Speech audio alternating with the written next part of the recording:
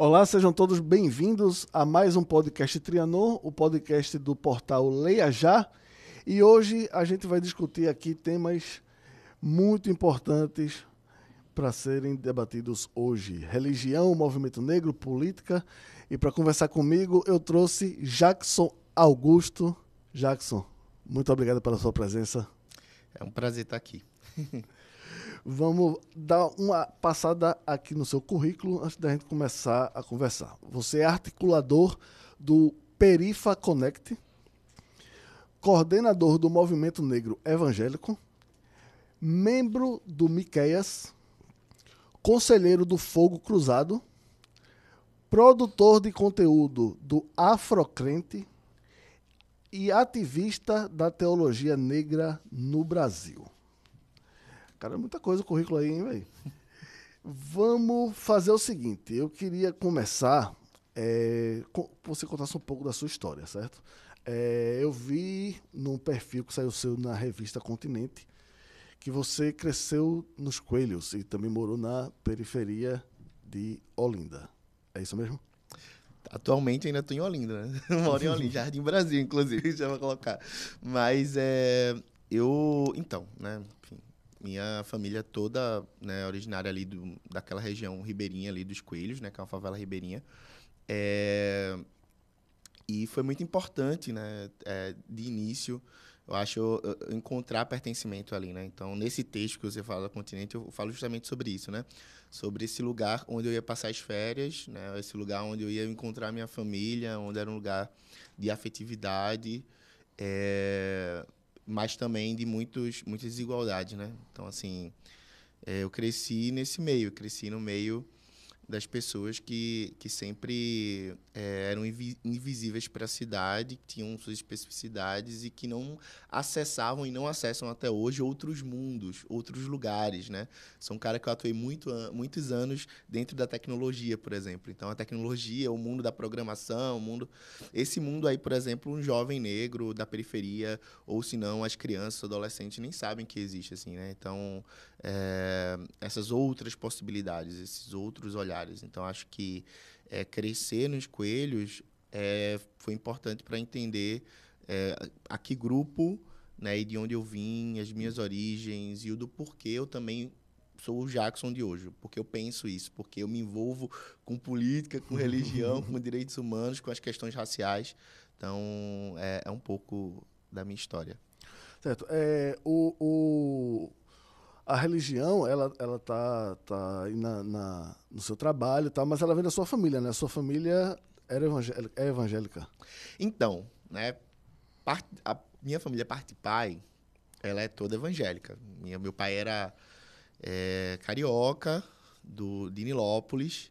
Minha família lá do Rio de Janeiro é totalmente evangélica. Tem pastora, tem pastor. Minha avó se converteu primeiro e foi para a Igreja Batista. Então, eu digo que eu sou da terceira geração, né, da família, vamos colocar assim, tá na Igreja Batista. Mas minha mãe e meu pai também foram batistas. E dentro dessa perspectiva, assim, né, da história da minha família, principalmente parte de pai, a gente tem, sim, uma família bastante evangélica. Aqui em Recife, né, e aí eu queria dizer isso, o Nordeste é a região menos evangélica do Brasil. Sério? É sério, tá aí uma informação boa. E aí, dentro da minha família, eu acho que já tem outras pertenças, né? Minha mãe, antes de ser evangélica, minha mãe era mariana. Minha mãe frequentava a casa de Dom Helder Câmara, né? Minha mãe era do movimento estudantil. Minha mãe se converte, né, para o protestantismo. Ela era católica, apostólica romana, bem. E mais minha família aqui permanece, ainda assim, católica, né? Então, mas a religião sempre permeou, assim, né, os espaços. E, especificamente com minha mãe, ela é uma pessoa, uma trabalhadora da saúde, uma funcionária pública da área de saúde, que sempre reivindicou seus direitos, assim, né? Minha mãe, a gente perdeu meu pai muito cedo, então minha mãe foi mãe solo durante muito tempo, e tinha que reivindicar seus direitos, e tinha que tá, enfim, correndo atrás disso. Então, era muito comum. Minha mãe está nas reuniões dos sindicatos, por exemplo, assim, né, de saúde, quando tinha reivindicação. Era muito comum ela me levar para greve, porque não tinha com quem deixar. Então, eu ia para greve tranquilamente, né? Já fui muito ali na Alep, Já vi muita confusão ali acontecer desde criança. Já comi muito pão com mortadela porque demorava tempo, né? Demorava muito tempo para sair resultado, para conseguir fazer a reunião lá com as autoridades e tudo mais. Então, durante esse meio tempo, sempre tinha esses lanches e tal. Então, isso é uma memória muito forte para mim. Ao mesmo tempo que era muito comum também minha mãe levar para o culto. Então, assim, o culto e a greve, o culto e a assembleia, nunca foi algo disruptivo, nunca foi algo contraditório para mim, né? Isso aí eu estou falando no início dos anos 2000, né? Não no Brasil, não nesse dervir evangélico, né? O crescimento evangélico nos últimos 20 anos no Brasil, de fato, ele é exponencial, ele vem numa progressão assim, muito grande, mas é importante colocar isso, né? O Brasil ali do começo dos anos 2000, na primeira década, quando a gente olha para os evangélicos, é um Brasil, é um grupo religioso que se coloca dentro de um campo, mas de uma maneira também que dialogava com outros campos, e o de hoje é outro. Então, é muito, muito interessante ver isso, né? Ver o quanto, só por você pertencer, por exemplo, a um sindicato, ou você reivindicar uma luta sindical, ou os direitos trabalhistas dentro hoje dos espaços religiosos, você pode ser até perseguido, assim, né? Isso daí está colocado, né? Você vê, por exemplo, o presidente dessa Assembleia de Deus no Brasil dizendo que, aqui não, aqui a gente não vai dialogar, aqui a gente já tem candidato, aqui a gente vai defender a família, a pátria, né? Então, esse nacionalismo, ele também não vem do nada. Esse nacionalismo há 10 anos atrás, ele não era normal. Então, a gente precisa também se perguntar o que mudou e tal. Então, a minha história de vida também conta um pouco da história do próprio evangelicalismo e do próprio ambiente da igreja, né? Para a gente que cresceu nela. Então, assim, aproveitando assim, então, assim, não foi só a religião que você herdou da sua família, né? A política também já estava, né, nessa situação que você falou com a sua mãe. Então, assim, conta um pouquinho, não precisa contar a história da sua vida, mas assim, do Jackson criança que vivia isso até o Jackson agora. Qual é a sua formação? Como é que você... Qual foi a sua linha do tempo aí? Só pra gente entrar nos detalhes depois. Tá bom. Tudo bem. Então, né, imagina aí uma criança... Eu não vou dizer o nome da igreja, mas eu era membro, né, de uma igreja que foi a mesma igreja do Gilberto Freire. Então, o Gilberto Freire, ele era batista, ele era ex-Vence. Ele é conhecido aí como o pai, né, do mito da democracia racial. E eu era membro dessa igreja, onde meus pais eram membros. Minha mãe até hoje é membro. E eu cresci nessa igreja. E é uma igreja de classe média, né? Classe média, tem classe média baixa, classe média alta, mas basicamente classe média. E a igreja é um ambiente muito, muito interessante, né? Porque a igreja é um ambiente onde a gente, principalmente por ser uma igreja central, era uma igreja no centro, não era uma igreja na periferia, vinha gente de todo canto da cidade, né? Então, vem gente desde Boa Viagem até dos Coelhos, ou se não, de Olinda.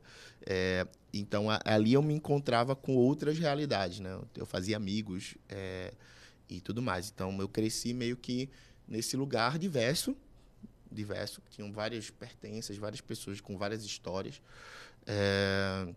mas que, ao mesmo tempo, é um lugar também institucional, como qualquer outro. E as relações, né, hoje eu faço essa reflexão, as relações de poder dentro das instituições, elas também expõem as relações raciais. Então, imagina um menino negro, onde o pai faleceu muito cedo, né? Meu pai morreu de acidente de moto, aqui em Recife. Eu tinha 7 meses, então minha mãe me cria sozinha, né? Ela era funcionária pública, então essa estabilidade, essa tranquilidade a gente sempre teve, mas uma mãe solo, então ela não ficava muito comigo, então eu ia muito para a igreja sozinho, pegava ônibus sozinho, assim, desde criança, principalmente pré-adolescência ali. Então eu comecei a morar em Olinda, mas eu ainda frequentava essa igreja no centro aqui do Recife. Isso era mais ou menos que ano? Isso daí eu tinha uns 11 anos, então deve ser 2006, 2006. 2007. E aí, mas eu fui acolhido por essa igreja. Então, eu passei, enfim, eu fiz muitos amigos, eu tenho amigos até hoje, grandes amigos, grandes.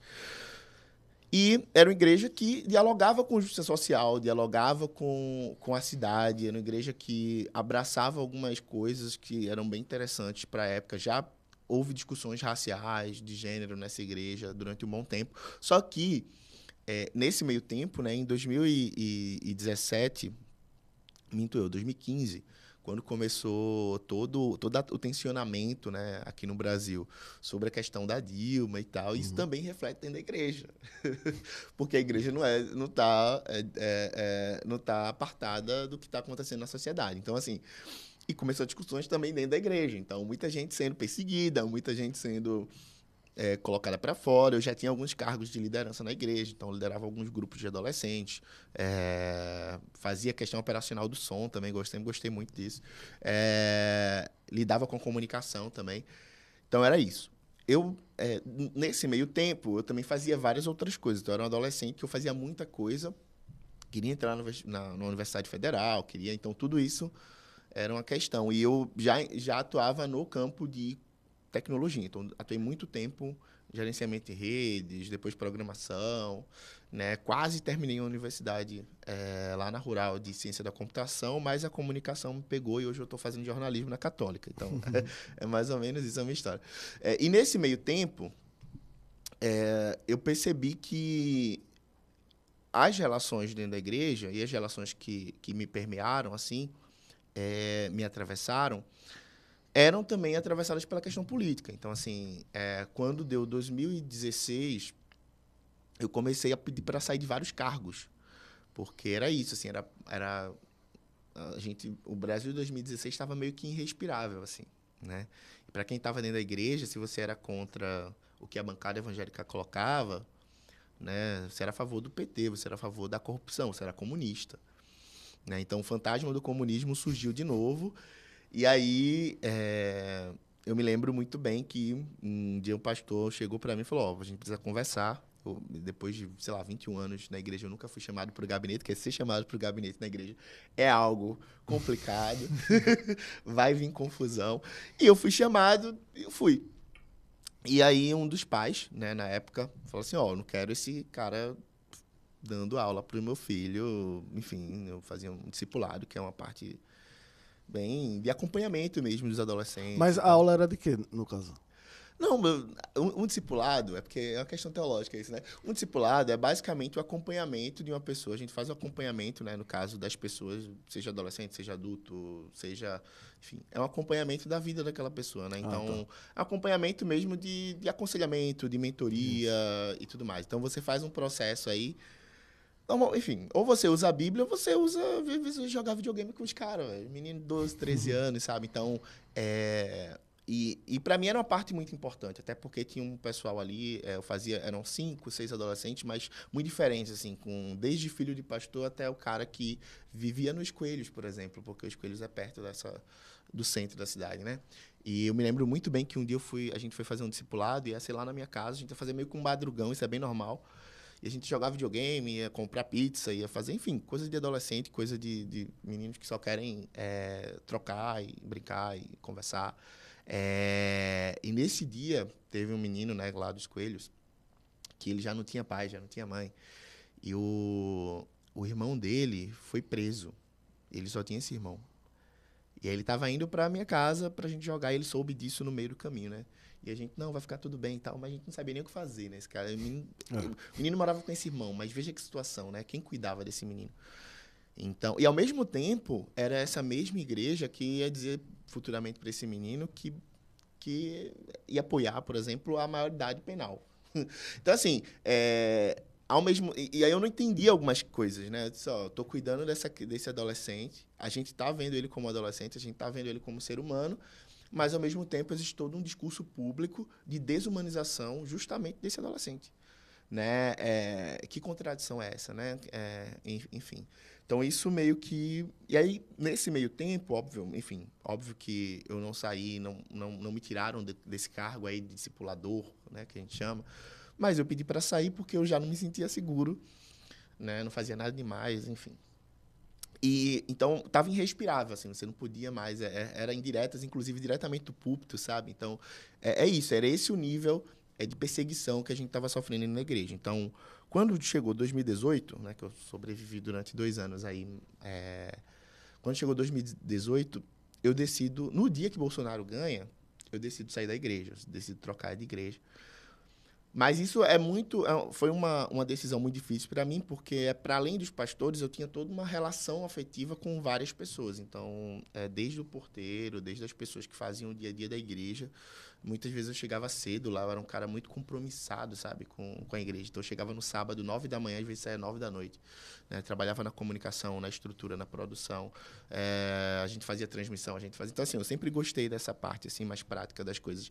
E isso daí me atravessou muito. Mas eu também li a história, né? Eu também li. A gente tem aí o último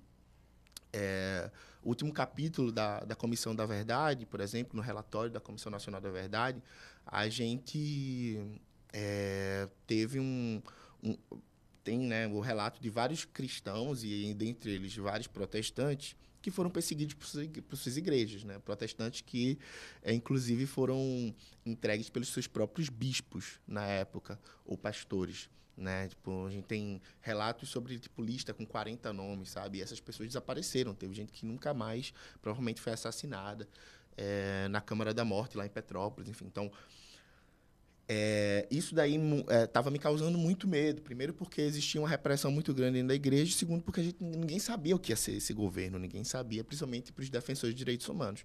Então, eu decido sair da igreja, vou para uma outra igreja, onde eu estou hoje, que era uma igreja que, pelo menos, eu tinha um acolhimento do corpo pastoral, e, enfim, que eu me sentia mais seguro e fazia mais sentido estar lá.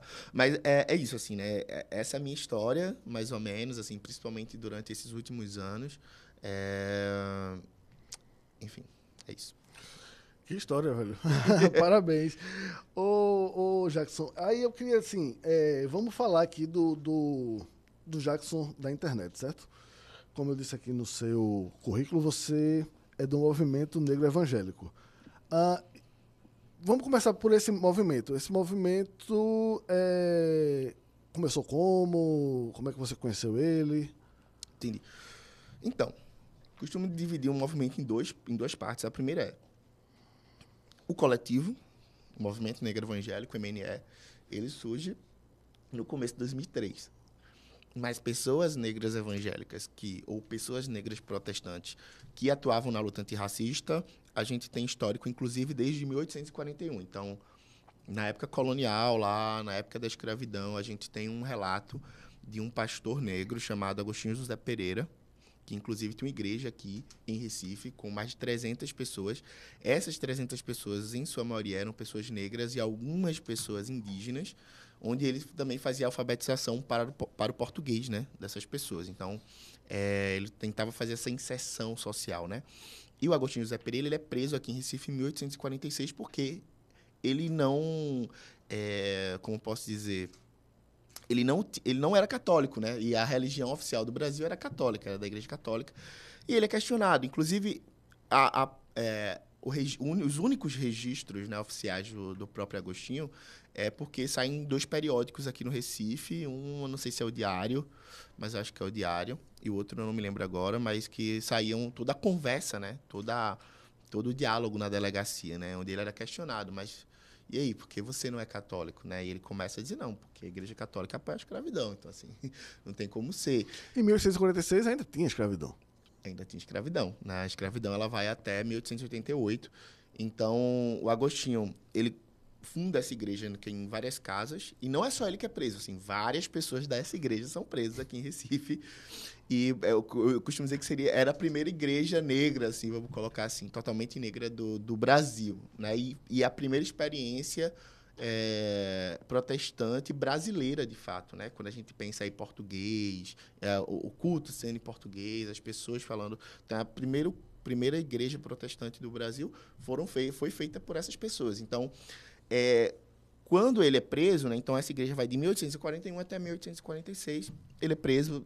E ele desaparece, ninguém sabe mais a história dele, mas a gente sabe que ele existiu. Então, esse é o primeiro fato. A gente diz assim, o movimento negro evangélico, o movimento negro protestante, ele surge daí. Quando ele é preso, ele tem algumas anotações que é presa também com ele, né? Que era um ABC do Divino Mestre, era um livro, tinha o nome ABC do Divino Mestre, e nesse livro ele exaltava, né, a Revolução Haitiana, e na época no Brasil era uma preocupação isso, né? Porque a Revolução Haitiana, quando vem bater aqui, os senhores de escravizados ficam com medo, né, de acontecer algo que aconteceu no Haiti. E também na Bíblia que foi presa com ele, tinham várias marcas, né, de versículos de libertação da escravidão, né, principalmente ali no Êxodo, tudo mais. Então, ele já marca uma teologia, uma maneira de pensar, uma produção religiosa que pensava já essa libertação, né, a partir da escravidão, depois, enfim, essa libertação em meio à escravidão.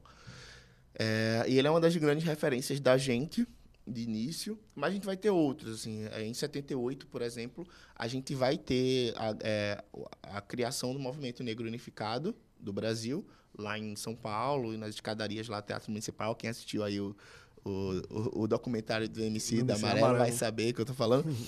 E a partir dali existe um boom. E esse boom, né, tudo que acontece no Brasil, tudo que acontece na sociedade, também reverbera nas igrejas. E a partir daí começou a surgir centros de estudos, né, lá em Salvador, o Centro Martin Luther King, surgir corais afro, surgir comunidades e grupos de estudos voltados para a questão da teologia, da negritude, da religião, e grandes encontros internacionais de teologia também surgiram nessa época. Então, assim, o movimento vai se fortalecendo aí, até que em 2003, um fórum de lideranças negras evangélicas se posiciona dentro de um Congresso Nacional, o Congresso Nacional Brasileiro de Evangelização,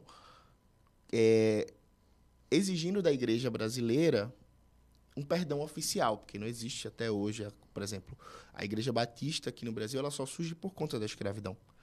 Né? A gente tem relatos oficiais da Igreja Batista de missionários batistas que chegaram no Brasil porque era parecido com o sul dos Estados Unidos. E essas pessoas vêm para o Brasil porque perderam a guerra da secessão nos Estados Unidos e vêm para o Brasil para tentar, de fato, a sorte e continuar a sua vida a partir dessas prerrogativas. Inclusive, né, um dos relatos de alguns missionários chega a mencionar que, aqui no Brasil não existe uma pressão política para você se posicionar contra a escravidão.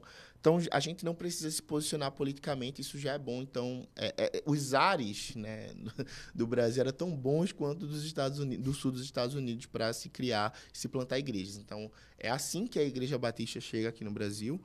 Ela chega com escravizados, os missionários que aqui vêm, desde o seu início, quando vêm, eles ficam em casas de senhores de escravizados, então isso tudo está bem documentado. Então, a gente tem uma igreja que ela, no seu DNA, né, ela já surge com esse DNA da escravidão, né? Ela já surge por conta da escravidão. Então, a gente tem um desafio muito grande por conta disso, assim.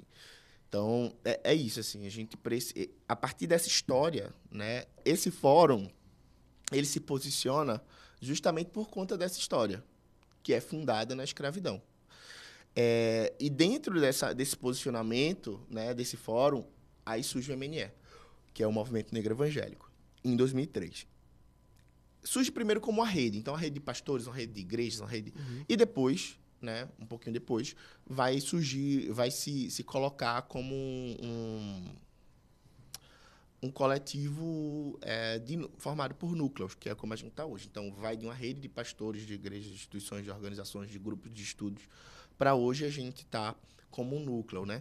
E aí que surge o núcleo aqui de Recife. Então, o núcleo de Recife, nesse formato que está, ele surge em 2017, né? A partir desse encontro aí que a gente tem com um dos fundadores do movimento. Então, você é fundador aqui no Recife? Sim. Eu fundei com uma amiga chamada Vanessa Barbosa. Hoje ela não está aqui em Recife, ela está em São Paulo. E a gente funda lá em 2017, a gente coordena o movimento em 2017, o núcleo, né? Então já existia um movimento, mas nesse formato de núcleo, o primeiro foi aqui em Recife. E depois se espalha pelo Brasil, hoje a gente tem 12 núcleos, né? 5 no Nordeste, os 4 estados ali do Sudeste, a gente está em Brasília, lá no Distrito Federal, e no Paraná. Então, o MNL, ele surge, enfim, como ele está hoje, a partir desse segundo boom do movimento negro. Então, qual é o segundo, né? É essa geração tombamento, que a gente chama que é a geração estética, né? Geração do cabelo. Então, a partir desse lugar também, e também de uma agenda internacional, que é a agenda de afrodescendentes da ONU, né? Que começou em 2014, a gente percebe que o MNE também ele cresce a partir dessa década internacional de afrodescendentes da ONU, junto também com outros movimentos negros. Então, vai surgir a própria Coalizão Negra por Direitos, o Black Lives Matter. Então, tudo isso vai surgir ali, vai ser potencializado em 2014, por exemplo, né? Então, a gente é fruto disso. O movimento hoje ele existe justamente para a gente desafiar essa igreja, porque a maioria dos evangélicos são negros, né? Então, a gente tem 59% dos evangélicos são pessoas negras. Então, nós somos maioria dentro das igrejas evangélicas e isso é uma questão. Cara, e aí, dentro desse contexto, né, surge o Afrocrente. Explica pra gente o que é esse projeto. Então, um jovem negro dentro de uma igreja evangélica que tem uma agenda política que defende o excludente de licitude, que defende a maioridade penal, que defende diretamente políticas de morte para a juventude negra, eu precisava encontrar outra teologia, outra maneira de pensar a minha fé. Eu não posso mais pensar a minha fé a partir de uma teologia, a partir de uma perspectiva religiosa que justificou a escravidão, que nasce por conta da escravidão. Então, comecei a pesquisar sobre o assunto e bem além de Martin Luther King, por exemplo, né? Martin Luther King era batista e tal, mas, inclusive, o Martin Luther King eu conheci no movimento negro, não conheci dentro da igreja, assim. Mesmo ele sendo batista, mesmo eu sendo batista. A gente não estuda a história do cara. Então, e eu fui conhecendo outros nomes até que eu chego na teologia negra. Então, comecei a encontrar teólogos negros, referências negras, histórias, novos referenciais, né? Não sabia, por exemplo, que o Nelson Mandela era metodista, é um dos grandes metodistas da história, e além de ser metodista, ele é premiado, assim, é reconhecido dentro da denominação dele, né? Ele morreu sendo membro de uma igreja metodista. Eu não sabia que o Desmond Tutu, por exemplo, era um cara que produzia, né, enfim, eu pensava a partir desses pressupostos também. Então, várias referências, né, e várias também referências aqui no Brasil, né, de pessoas aqui do Brasil, de pastores negros aqui do Brasil, que também não são passadas dentro dos seminários, não são passadas nem publicadas em livros. Assim. Então, tudo isso estava muito difícil, né, de acessar. Então, eram artigos muito, muito difíceis de acessar, né, livros que não eram mais publicados há 30 anos. Então, eu tinha que procurar muito, né, procurar em sebo, procurar no estante lá virtual, enfim, procurar esmiuçar para saber onde encontrava essas... Então, comecei a fazer esse trabalho de pesquisa, muito mais como um jovem negro dentro da igreja que estava perdido, que precisava de referências. Encontrei muitas, né? Comecei a estudar sobre isso, comecei a acessar essas pessoas, esses referenciais, esses acadêmicos que estavam dentro da academia, mas que não iam para as redes sociais. E falei assim, por que eu não posso comunicar, sabe, a partir da linguagem de hoje, o que já está aí, né? O que já está sendo produzido desde 80, assim. E eu comecei a fazer isso. Então, o Afrocrente, ele começa assim, ele começa apresentando para jovens negros das outras igrejas. Então, no jovem negro, ainda, né? Não sou o final da sua juventude, mas pensando em como comunicar para outros jovens negros dentro da igreja. Óbvio que isso, eu entendo hoje que isso extrapolou, né? Apesar do meu público-alvo ser a juventude negra que está dentro da igreja, eu sei que isso foi para além do meu público-alvo de início. Então, o projeto ele era voltado e o único compromisso dele era com a juventude. Isso é importante para eu ter ousadia, vamos colocar assim, na narrativa, né? Eu não ter medo de denunciar certas coisas, eu não ter medo de não apresentar certas coisas. Então, a partir dessa minha construção, eu fui incidindo, fazendo textos, fazendo vídeos, questionando certas questões históricas e também apresentando para essa juventude outras referências. Então, assim, como é que a gente vai pensar o que é essa teologia negra, né? Essa teologia negra que está aqui no Brasil desde a década de 80, né? O que a gente pensa, né, a partir dos nossos pressupostos, e aí eu vou ser bem religioso aqui agora, em relação, por exemplo, a uma oração, né? Eu vou dar um exemplo, assim, ou a identidade desse Deus, né? Esse Deus que é Deus acima de tudo, Brasil acima de todos, ou Deus acima de todos, Brasil acima de tudo, mas esse Deus que é acima de todos, né? Quem é esse Deus, né? Esse Deus que quer armar as pessoas, né? Esse Deus que é o Deus da segurança de quem, né? Para quem? Então, existe uma identidade nesse Deus aí que não necessariamente é o Deus das mulheres negras que perderam seus filhos para a política de drogas que a gente tem hoje no Brasil, que é uma política que extermina a juventude negra, que extermina e encarcera as pessoas negras. Então, assim, quando essa mulher ela vai no círculo de oração na quarta, ela vai orar por quem? Ela vai orar pela libertação do seu filho. Ela vai orar para que seu filho não morra, não seja assassinado, seja pelo tráfico, seja pela polícia. Então, ela ora a outro Deus, eu acho. Assim, ela não ora o mesmo Deus que o Itzel, por exemplo. Né? Enquanto o Itzel diz, vou mirar na cabecinha. E o cara é uma das lideranças evangélicas do estado dele. Sabe? Então, acho que a gente começa a questionar a identidade, os pressupostos teológicos, religiosos desse Deus. Então, a partir da identidade desse Deus, da oração, da maneira como eu leio a minha Bíblia. Então, que maneira é essa? Assim, né? Eu acho que é a maneira como a gente lê. A gente lê para quê? Né? A gente pode justificar. A questão não é o que a Bíblia diz, né? Porque é isso. Isso daí, inclusive, é uma interpretação, inclusive, fundamentalista. Ao que a Bíblia diz. A Bíblia não pode dizer muitas coisas, inclusive nada. Mas é como eu leio. Como eu leio? Como eu leio essa Bíblia? Então eu a leio para quê? Para oprimir as pessoas? Para escravizar as pessoas? É para isso? Se é para isso, vai ter sim. Porque a gente está falando de um livro que foi mais de 5.000 anos para ser escrito. Mais de 66 livros, isso é porque eu estou falando da Bíblia protestante. Porque se eu for para a Bíblia etíope, são mais de 90 livros. Então eu vou encontrar porque ali é um testemunho da história humana. Ali tem tudo, tem incesto, tem traição, tem tudo. Tem opressão. Então, esse testemunho, né, que está escrito lá, esse testemunho de um livro que é sagrado, como eu uso esse testemunho? É literalmente? Porque se é no literal, então a gente vai reconstruir impérios. Se é no literal, então a gente vai reconstruir aquela época lá. Porque a gente entende que aquela época é a época que Deus falava, é a época que Deus... Então, assim, esse lugar, sabe, do como a gente lê a nossa Bíblia. Quem é esse Deus? Que Jesus estou falando? É o Jesus branco? Então, esses pressupostos, será que a Bíblia fala sobre direitos humanos? Será que, de fato, a única possibilidade de ser evangélico é sendo bolsonarista?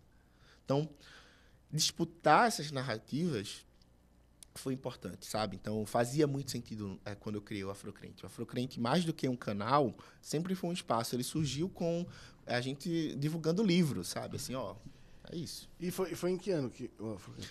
2019. 2019, novembro de 2019. A gente surgiu em novembro de 2019. Muito rápido, cara. 2019. E isso deu um boom, assim, né? O Afrocrente, a gente começou a gravar sem estúdio, sem nada, até hoje, inclusive.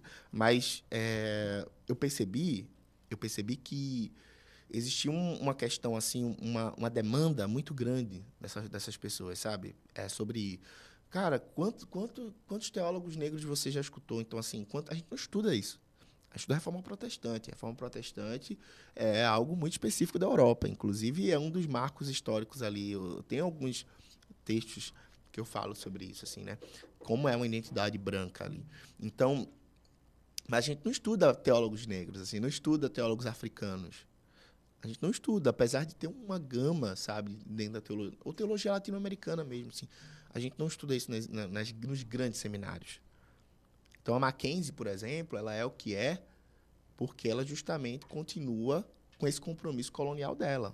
Assim como o Seminário Batista do Sul, aqui do Brasil ou do Norte, que fica aqui em Recife, também tem esse compromisso.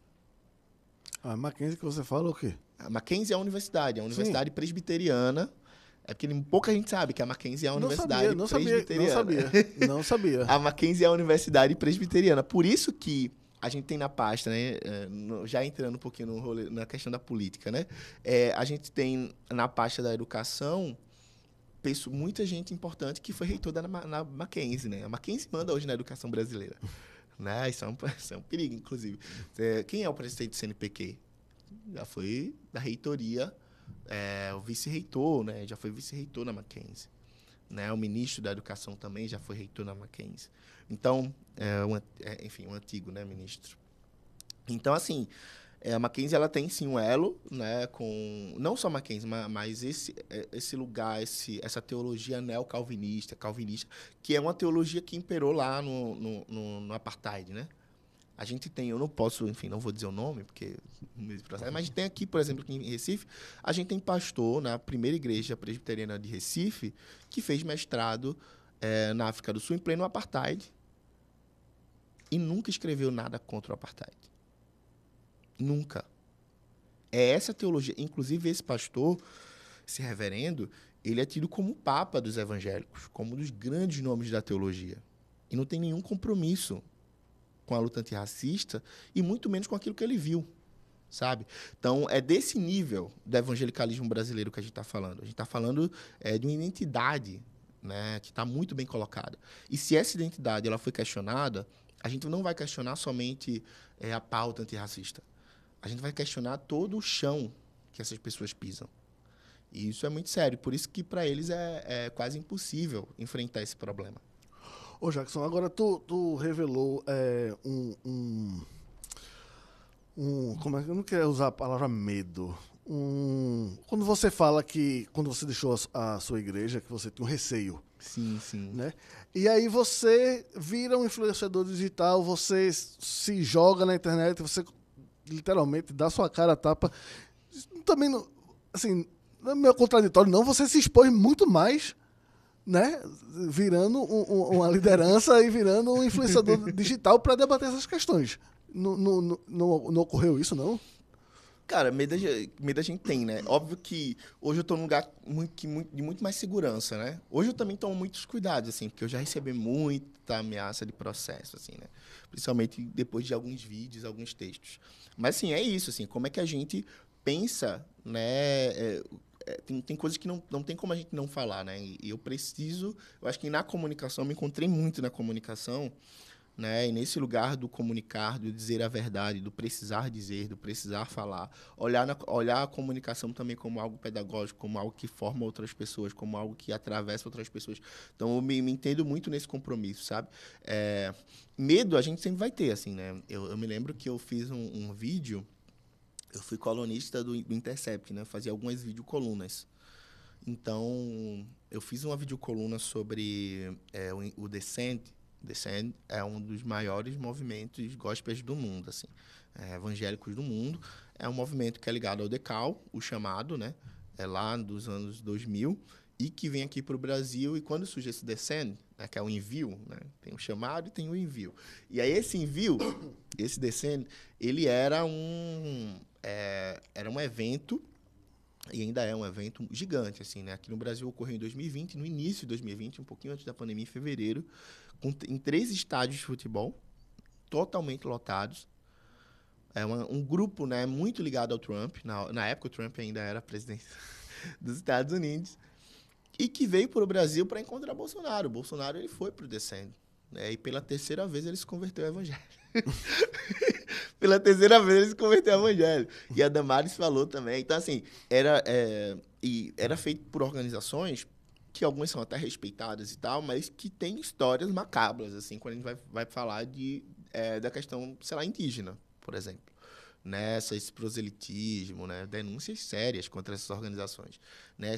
Eram organizações que, no governo Bolsonaro, compraram, né, helicópteros assim, para chegar a tribos e povos, né, não alcançados ou povos isolados que nunca tiveram acesso ou contato com nenhuma outra civilização. Muito porque são protegidas, né, são povos protegidos. Por conta de várias questões, né? Ter contato com a gente, ter contato com várias doenças, ter contato com várias coisas. E eles compraram esse helicóptero dizendo assim, não, agora existe um clima político, né? Para a gente ter coragem para fazer isso. Então, assim, é nessas mãos que a gente tá. Então, o Descend, ele teve mais de 5 milhões de pessoas visualizando esse evento, né? Um evento que mostrava toda a supremacia branca norte-americana aqui no Brasil e toda a influência dessa galera norte-americana nos dias de hoje e também no evangelicalismo brasileiro, que é um evangelicalismo que está totalmente ligado aos Estados Unidos. Está totalmente ligado ao que acontece lá. Por isso que ele é tão conservador. Né? O Edir Macedo, ele é fruto de financiamento norte-americano. sabe? Então, e aí tem vários projetos de poder, por isso que o Brasil ele é tão complicado. Porque quando a gente fala de evangélicos, a gente está falando de vários projetos de poder, não somente um. E aí o Edir Macedo é um, a Assembleia de Deus são outros. Aí eu queria te fazer uma pergunta, não sei se cabe entrar nesse assunto, mas todas essas subdivisões, por que acontece tanto? Eu acho que pela própria história da igreja evangélica, né? A igreja evangélica ela vem de uma ruptura da igreja católica, que tem a figura papal, e o Papa, né, dentro da representação da estrutura da igreja evangélica, está muito ligada a Deus. Então, assim, o que o Papa fala é muito a representação de Deus, é a pedra angular da igreja católica, né? E essa figura, ela é destituída. Então, o que une a igreja católica no mundo é o Vaticano, é a figura do Papa. E a igreja evangélica não. Né? A igreja evangélica, ela olha para a catolicidade em Jesus. Então, ela vai dizer, não é o reinado do Papa, nem a figura do rei, mas sim é a figura de Cristo. Então, isso é bom, porque isso traz liberdade nas estruturas. Então, a gente pode ter mais liberdade no sentido estrutural mesmo.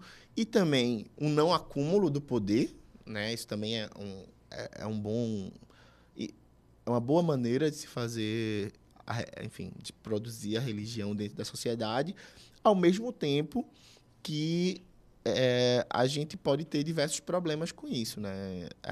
No sentido de ter diversas divisões aí e até desconfiguração daquela identidade protestante lá, da Reforma Protestante, né? Então, tem gente que não tem nem mais nenhum elo com aquele movimento que foi a Reforma Protestante.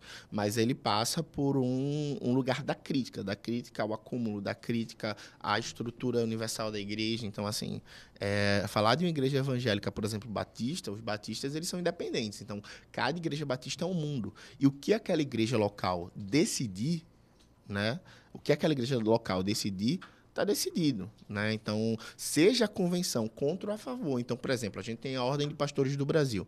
A Ordem de Pastores do Brasil diz que não pode ter pastores batistas do Brasil. Não pode ter pastoras. Mas se a minha igreja local disser assim, você vai ser pastor, a gente vai te ordenar porque a gente acredita que você, enfim, recebeu um dom de Deus e tal, e para você ser pastora. A igreja, ela é independente, ela é suprema, a igreja local e a votação dela, a decisão dela, ela permanece. Então, isso daí, esse lugar da liberdade, né, coletiva, de consciência, da comunidade local, é um local que tem os seus ganhos e também tem suas perdas. Ô, Jackson, agora sim, eu queria fazer uma pergunta, que é o seguinte, bicho. Você aí é produtor de conteúdo, né, falando de religião e tal. Como é que você debate, se é que você debate, com porque existe um pessoal do campo progressista que vê a igreja evangélica como inimiga. Né? E, assim, é muito difícil tentar convencer esse povo de que não é assim que a banda toca. Eu não sei se eu não tenho compromisso. O meu compromisso é muito com a justiça, né? Eu acho que meu compromisso não é com a esquerda, meu compromisso é com a justiça. Pelos tempos que a gente vive, isso porque, óbvio, eu posso passar por por toda uma questão teórica, né, do que é esquerda e direita, que isso é uma parada bem ocidental e tal. Mas a real é que quando eu me olho dentro do movimento negro, quem puxa a esquerda para a esquerda é o movimento negro, são os movimentos de mulheres, é o que puxa a esquerda para a esquerda. A maioria dessas pessoas, né, eu costumo dizer assim, a maioria das revoluções negras na história sempre tiveram a religião como um ponto de partida. Então, você olhar a Revolução Haitiana, teve a religiosidade e a espiritualidade voodoo. Senão, não teria tido a Revolução Haitiana. Você vê a Revolta dos Malês, que foi a maior revolta de negros desse país e uma das maiores do continente, foi a partir da religiosidade e espiritualidade islâmica, pessoas muçulmanas. Então, quando você olha os Estados Unidos, então a gente vai olhar ali o movimento negro, as revoluções, Black Power, enfim, até Black Panthers também mesmo, sempre ligado ao islamismo ou, se não, ligado às igrejas negras dos Estados Unidos, igrejas protestantes. Se você olhar desde Steve Biko até o Nelson Mandela, a gente vai olhar que todas as revoluções que aconteceram ali na África do Sul também foram dentro dessa perspectiva, que era uma perspectiva também religiosa. Então, assim, dentro de uma forma de pensar negra, a religião ela é importante, né? A religião ela é importante. Eu entendo que dentro da esquerda a gente tem pessoas que vão olhar para a religiosidade de uma maneira que talvez se afaste do povo. Como é que a gente pode lidar com isso, né? Eu acho que a gente pode lidar com isso dialogando com o povo. Eu acho que a gente pode lidar com isso diretamente interessado com as pessoas que sofrem. Então, eu tenho uma dificuldade em tentar convencer pessoas de esquerda que a minha voz ela também é importante no processo. Eu tenho dificuldade, porque eu acho que se essas pessoas, de fato, querem dialogar com a base, né, ou eu prefiro dizer com a comunidade, com as comunidades, com o comunitário, com as pessoas que estão em comunidade, elas precisam lá descer e falar sobre isso. Elas precisam lá e descer e falar sobre isso. Então, como que elas vão falar de povo, como elas vão falar de massas, como elas vão falar de popular, né, massa e setores populares, sem falar de religião? A gente está num dos países mais religiosos do mundo. O Brasil é o país mais católico do mundo. O Brasil é um dos países mais protestantes do mundo. Então, assim, é óbvio que existe uma massa aí que, né, hoje em dia, que aí já é uma outra conversa, né, de jovens que estão, né, que não têm religião e que precisa ser conversado sobre isso, que eu acho que é uma outra questão, mas, historicamente, a gente está num país religioso. Que a religião ela move politicamente tudo isso. Então, como é que eu não vou dialogar com isso? Como é que eu não vou dialogar sobre religião? A religião ela faz parte, né, do pensamento político. Ela move a política. Isso é uma questão. E aí, óbvio, né, e eu vou até ser um pouquinho mais polêmico, né? Quando a gente pensa em religiosidade e a gente pensa em garantia de direitos, não necessariamente estão em campos opostos. Né? Se você olhar, por exemplo, sei lá, até a Europa mesmo, né? Vamos trazer aqui a Europa, a Inglaterra, por exemplo. Na Inglaterra a gente não percebe, por mais que não seja um Estado laico, mas a garantia de direitos está ali, está posta. Né? Óbvio que a gente pode fazer toda uma crítica, porque existe, né, tantos privilégios ali para a Inglaterra, mas na prática as pessoas ali elas têm garantia de direito. A questão no Brasil não é a laicidade? Também é a laicidade. Mas a questão no Brasil é política. É que esses religiosos eles escolheram, né, destruir o Estado Democrático de Direito. Os religiosos que estão no poder do Brasil escolheram perseguir outros tipos de religião. Então, é nisso que consiste no Brasil, inclusive o racismo religioso. É nessa escolha política de acabar, de aniquilar o outro. Então, por isso que eu acho que a esquerda ela precisa entender os processos religiosos também como um processo importante dentro do processo político e dentro do processo revolucionário. Se você for olhar Cuba, por exemplo, a gente tem religiosos envolvidos na Revolução Cubana. Igreja evangélica existe em Cuba. Né? Isso é uma mentira quando dizem que não existe. Existe em Cuba. Enfim, tem escritos, tem até uma teologia, tem teologias ali pensando a Revolução Cubana. Mas é isso, assim, eu acho que é um pouco de falta de conhecimento, um pouco de preconceito com a religiosidade e também cai no senso comum. Então, esse crítico de esquerda, que é tão, né, eloquente, mas caiu no senso comum. Mas aí você entrou no assunto, curiosamente, que me deu gancho para a seguinte pergunta, que é uma coisa que é meio usada como uma espécie de trunfo da extrema-direita, é que alguns regimes comunistas proibiam religião, né? Na China e na União Soviética. Sim. Não, óbvio que a gente vai ter, sim, experiências ditatoriais, né, que elas vão cercear nossa liberdade religiosa. É um fato, né? Isso aí também precisa ser conversado. Inclusive, quando você pega Frei Beto, Leonardo Boff, né? eles têm uma crítica aos comunistas. Isso é uma questão, isso é uma polêmica, inclusive entre os comunistas, meus amigos comunistas aí que, né, acompanham o BOF. Mas eu, eu acho que a gente tem muito mais experiências, né, no campo revolucionário que apoiam, né, e que são movidos a partir da religião do que o contrário, né? Então, e a perseguição à religião, ela não está diretamente ligada à questão do comunismo, não. Ela está diretamente ligada justamente a uma falta de diálogo e de, como posso dizer, uma falta de percepção das massas e da questão popular. Então, inclusive, todas as vezes que religiões, né, ou se não religiosidades ou espiritualidade se moveram em prol de algo, né, a gente conseguiu aí grandes ganhos. Então a gente pode ver Gandhi, né, enfim, que é uma parada muito da não violência, ou até o próprio Martin Luther King, mas o Malcolm X, a fase mais combativa do Malcolm X era quando ele estava assim no slam, sabe, bem, e depois a turma vai ter uma crítica a ele, né, tanto que ele é assassinado a partir dessa crítica, né, que ele, você não é o mesmo de antes, você não... Então, esse olhar sobre a religiosidade, né, e esse discurso também, né, que o comunismo, ele é contra a religião, o ópio do povo, isso é mentira, né, isso é mentira porque quando a gente olha para o que é e a definição sociológica e tal lá de Marx, a gente não vai olhar isso. Inclusive, Marx era judeu, né?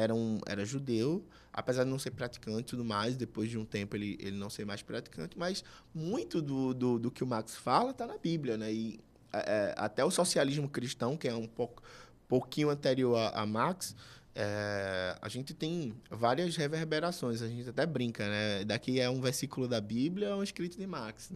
Porque, de fato, tem coisas muito parecidas. Quando a gente olha o comunitarismo, né?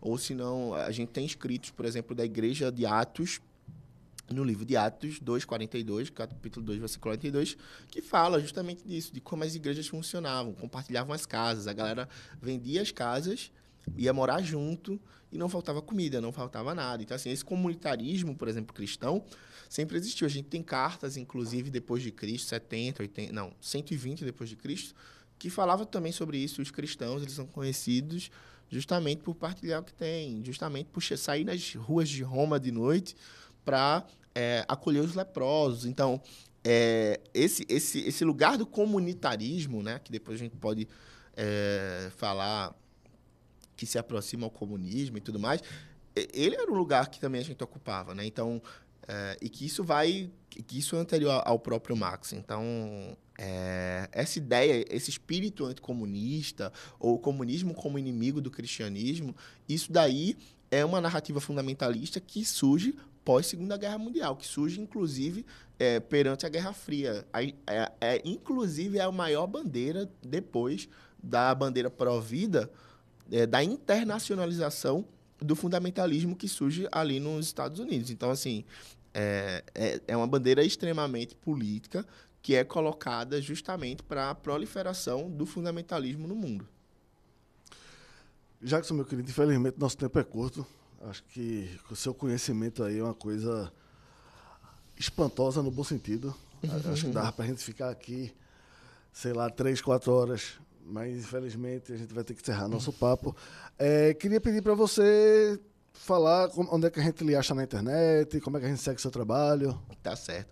Não, então, estamos lá no Afrocrente. O Afrocrente agora vai virar uma plataforma, então a gente vai ter textos, vai ter um acúmulo lá de algumas coisas, alguns livros. A gente está no processo também de voltar melhor com podcast, que a gente já tem lá. Então, só seguir lá o @Afrocrente, no Twitter também, lá no Instagram. E também só anotar, né? O site vai sair, eu acho que daqui a uma semana, no máximo. Então, só acessar afrocrente.com.br, que já vai estar lá no ar, provavelmente daqui a uma semana. A gente acompanha nas redes sociais também, que eu vou atualizar isso. Maravilha. Recebemos aqui Jackson Augusto. Muito obrigado, meu velho.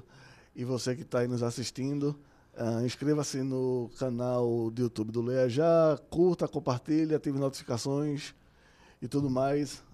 Podcast Trianon volta em breve. Valeu.